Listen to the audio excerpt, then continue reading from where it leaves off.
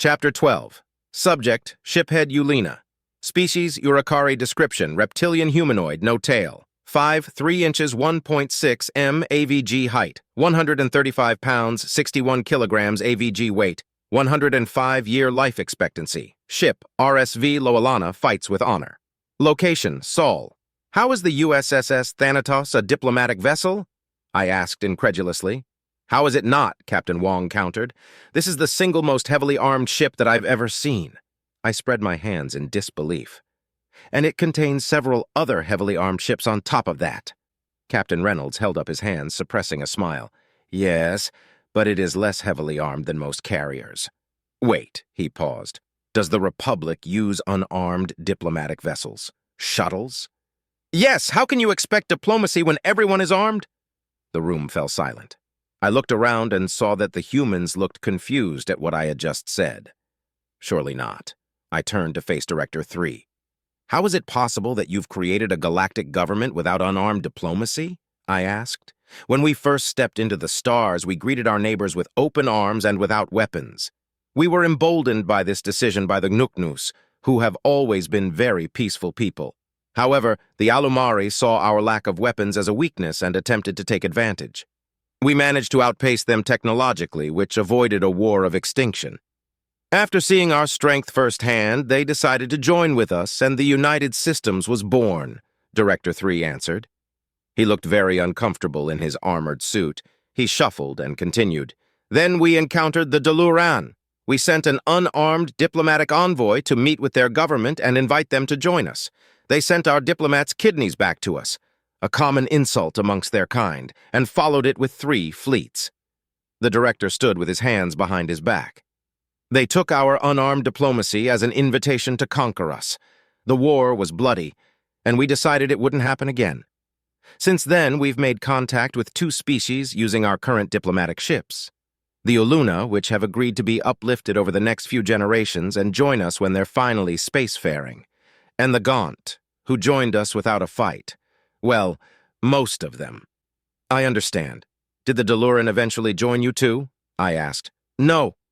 Director 3 responded curtly. I looked at the other humans. All of them were avoiding my eyes. Oh, no.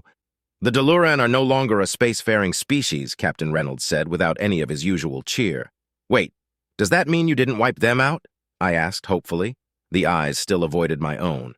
We didn't wipe them out, began Director 3, but we definitely considered it. Their attack cost us trillions of lives, and not just humanity was affected. We fought their fleets back out of our systems and then destroyed them. Then we destroyed their colonies, one by one. Those worlds are still uninhabitable. The only world we left them with was their home world, and we left them with just enough of a population to sustain itself. To this day, we still have vessels in orbit, destroying anything they try to send into space. That's better than wiping them out, though, I said somberly. It sounds like the Republic had it lucky. The majority of our members were peace-loving people, and those that weren't opted to be protectors after a little persuasion. We had wars with each other, sure, but extinction had never been on the table. Why did humanity have it rougher than we did? How was that fair? That was back when the United Systems Senate controlled the military. The vote to exterminate them failed by 2, Director 3 said. Some still argue that we should crack the planet and be done with it. Crack the... what? I realized my mouth was open again and shut it, trying not to look surprised. Now that I thought about it, it wasn't exactly extraordinary that they possessed that kind of weaponry. I thought of our own unification wars. Even the bloodiest one only had 900 billion combined casualties, and that war had 5 factions. How would the Uricari have reacted if our side had taken over 1 trillion? It was my turn to avoid eye contact. I'm ashamed to say that my people wouldn't have even put it to a vote. I understand now. You show some force so that you don't have to show all of your force. Precisely, Director 3 responded, and it must be clear that the USSS Thanatos isn't all of our force. We're currently awaiting the arrival of several vessels that will act as the defense for Sol as we travel to your Republic. I hope you understand that I am providing you with this intel in the hopes that you inform your people of exactly what you see. I will, I said. I can also give you some information on the Republic, things that will come in handy to know but won't be compromising.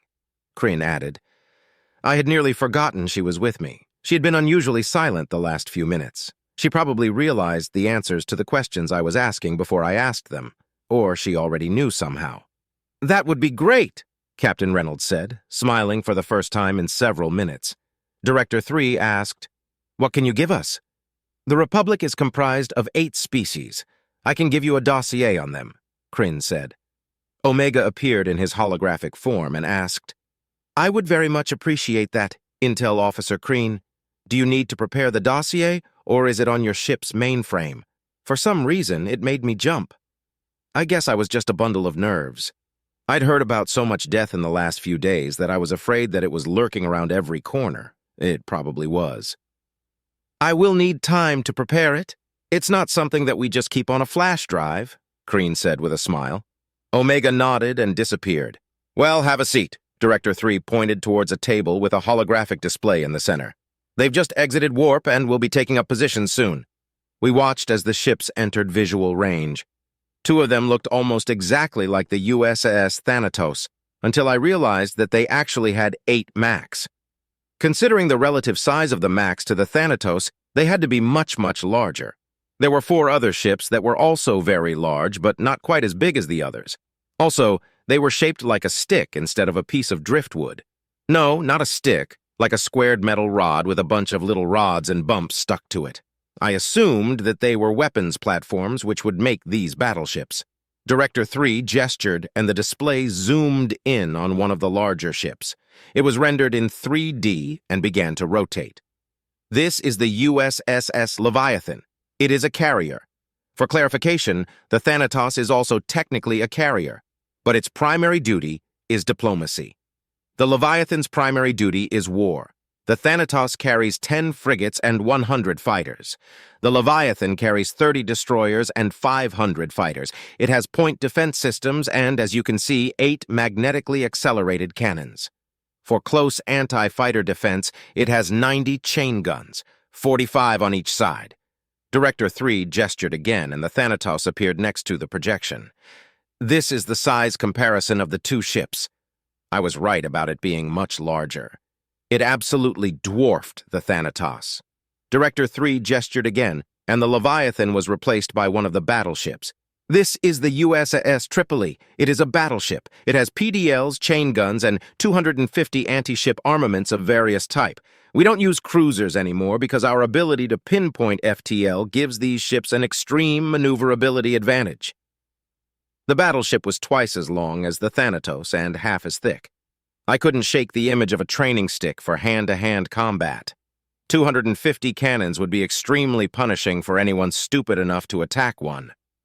I tried not to smile as the phrase, "humanity's naughty smacking stick," popped into my head. Director 3 looked at me pointedly. I could tell he was trying to make eye contact even though I couldn't see where his eyes were. These vessels were what we were able to recall to Saul in short notice. We fully expect that these ships will either successfully defend this system or buy us enough time to muster an invasion fleet. An invasion fleet? It had taken the Republic 2 years to fight the OU back enough to launch an invasion into their territory for the first time. And the United Systems was planning to invade while being invaded? Absolute madness. "You're actually going to invade the OU while defending Saul?" I asked, trying to mask my disbelief. "Yes, the best defense is an overwhelming offense," Captain Wong said with a smile. "So far their offensives have been unimpressive. We want to show them how it's supposed to be done."